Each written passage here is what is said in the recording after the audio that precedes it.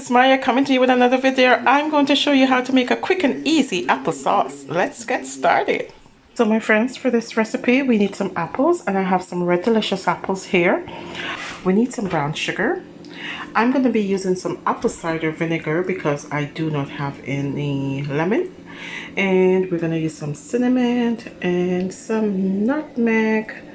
And that's all we need to make our applesauce. So here we go. Okay, the first thing you want to do, my friends, is to core. And I'm using an apple core and also a peeler as well to do this. So you want to core the apple first. Perfect. And then we're going to peel our apple. Use an apple peeler if you have one, my friends. The knife works just as well. And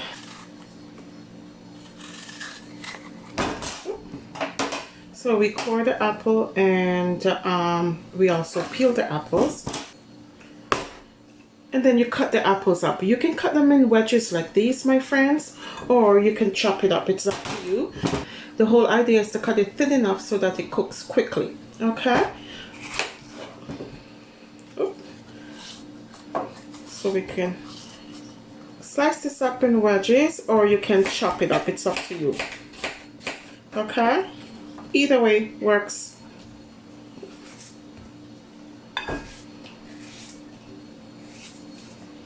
Okay, so my apples are all cut up and ready to go. Okay, so I'm going to add some cinnamon to this. And you can add any amount of cinnamon that you want to, or you can leave the cinnamon out if it's up to you. This is probably about a teaspoon of cinnamon or a little bit more. Okay, and we're going to add a capful of this. And remember, the whole idea, the apple cider vinegar will help it from turning brown. So it would be the same idea if you're going to be using lemon. I don't have any lemon juice. This is why I'm using the apple cider vinegar. I'm gonna put in some brown sugar, and this is about 1/4 cup of brown sugar. You can put in a little bit more if you want to, or you can leave out the brown sugar. It's up to you. I'm going to add some nutmeg to mine because I love nutmeg. This is going to be super, super good. And then, put the lid on these. And then I'm going to add about 1/2 cup of water. Now, there it is.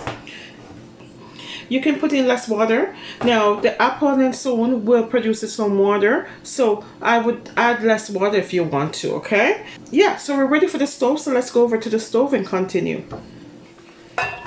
So I'm adding all these wonderful apples into my pot, and I'm using my smallest cast iron pot because it works well with this recipe.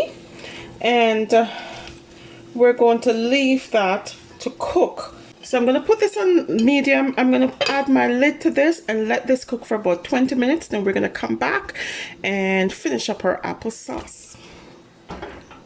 We're just going to give this about maybe another 5 minutes to cook, and then we're done. I'm going to cover the pot. Okay, my friends, here it is after 20 minutes. I'm going to use my potato masher, and I'm going to just mash this up. Now, you can use a blender if you have one to do the same thing. Now, this has a lot of water in it, and that's not a deal breaker for me. You can take some of the water out if you want to. Now, I'm going to suggest that you reduce the amount of water that you put in. Use a potato masher and mash it if you do not have a if you don't have a blender. This is great to use. Or if you don't have a potato masher. Okay, and just mash this up nicely.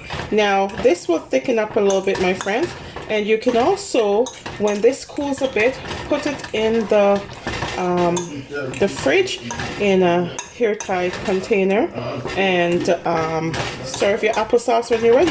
I don't mind my applesauce chunky, so potato masher or the fork works well for me. If you want it a little bit smoother, put it through the blender. You can add more sugar to this, some cinnamon. Now, if you're making this for a child, yeah, just don't put any sugar in it if you're going to make this for a child, but you can add all the other ingredients to this.